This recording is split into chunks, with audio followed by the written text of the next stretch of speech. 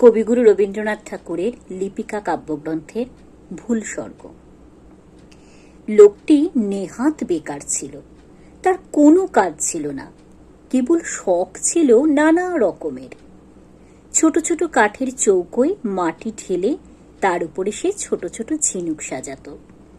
দূর থেকে দেখে মনে হতো যেন একটা এলোমেলো ছবি, তার মধ্যে পাখির ঝাঁক কিংবা এবড়ো খেবড়ো মাঠ, সেখানে গরু চড়ছে, কিংবা উঁচু নিচু পাহাড়, তার গা দিয়ে ওঠা বুঝি ঝর্ণা হবে, কিংবা পায়ে চলা পথ। বাড়ির লোকের কাছে তার লাঞ্ছনার সীমা ছিল না। মাঝে মাঝে পণ করত পাগলামি ছেড়ে দেবে, কিন্তু পাগলামি তাকে ছাড়ত না। কোনো কোনো ছেলে আছে সারা বছর পড়ায় ফাঁকি দেয়, অথচ পরীক্ষায় খামোকা পাশ করে ফেলে। এর সেই দশা হলো। সমস্ত জীবনটা অকাজে গেল, অথচ মৃত্যুর পরে খবর পেলে যে তার স্বর্গে যাওয়া মঞ্জুর। কিন্তু নিয়তি স্বর্গের পথেও মানুষের সঙ্গ ছাড়ে না। দূতগুলো মার্কা ভুল করে তাকে কেজো লোকের স্বর্গে রেখে এলো। এই স্বর্গে আর সবই আছে, কেবল অবকাশ নেই। এখানে পুরুষরা বলছে হাঁপ ছাড়বার সময় কোথা, মেয়েরা বলছে চললুম ভাই, কাজ রয়েছে পড়ে। সবাই বলে সময়ের মূল্য আছে, কেউ বলে না সময় অমূল্য।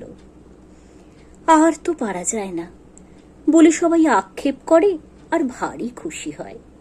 খেটে খেটে হয়রান হলুম, এই নালিশটাই সেখানকার সঙ্গীত। এই বেচারা কোথাও ফাঁক পায় না, কোথাও খাপ খায় না। রাস্তায় অন্যমনস্ক হয়ে চলে, তাতে ব্যস্ত লোকের পথ আটক করে। চাদরটি পেতে যেখানেই আরাম করে বসতে চায়, শুনতে পায় সেখানেই ফসলের ক্ষেত বীজ পোতা হয়ে গেছে, কেবলই উঠে যেতে হয়, সরে যেতে হয়। ভারী এক ব্যস্ত মেয়ে স্বর্গের উৎস থেকে রোজ জল নিতে আসে। পথের উপর দিয়ে সে চলে যায় যেন সেতারের দ্রুততালের গতের মতো। তাড়াতাড়ি সে এলোখোপা বেঁধে নিয়েছে, তবু দু চারটি দুরন্ত অলোক কপালের উপর ঝুঁকে পড়ে তার চোখের কালো তারা দেখবে বলে উঁকি মারছে। স্বর্গীয় বেকার মানুষটি একপাশে দাঁড়িয়েছিল, চঞ্চল ঝর্ণার ধারে তমাল গাছটির মতো স্থির। জানলা দিয়ে ভিক্ষুককে দেখে রাজকন্যার যেমন দয়া হয়, একে দেখে মেয়েটির তেমনি দয়া হলো। আহা, তোমার হাতে বুঝি কাজ নেই? নিঃশ্বাস ছেড়ে বেকার বললে, কাজ করব তার সময় নেই। মেয়েটি ওর কথা কিছুই বুঝতে পারলে না, বললে, আমার হাত থেকে কিছু কাজ নিতে চাও? বেকার বললে, তোমার হাত থেকেই কাজ নেব বলে দাঁড়িয়ে আছি। কি কাজ দেব? তুমি যে ঘড়া কাঁখে করে জল তুলে নিয়ে যাও, তারই একটি যদি আমাকে দিতে পারো। ঘড়া নিয়ে কি হবে, জল তুলবে? না, আমি তার গায়ে চিত্র করব। মেয়েটি বিরক্ত হয়ে বললে, আমার সময় নেই, আমি চললুম। কিন্তু বেকার লোকের সঙ্গে কাজের লোক পারবে কেন? রোজ ওদের উৎসতলায় দেখা হয়, আর রোজ সেই একই কথা, তোমার কাঁখের একটি ঘড়া দাও, তাতে চিত্র করব। হার মানতে হলো, ঘড়া দিলে। সেইটিকে ঘিরে ঘিরে বেকার আঁকতে লাগলো কত রঙের পাক, কত রেখার ঘের।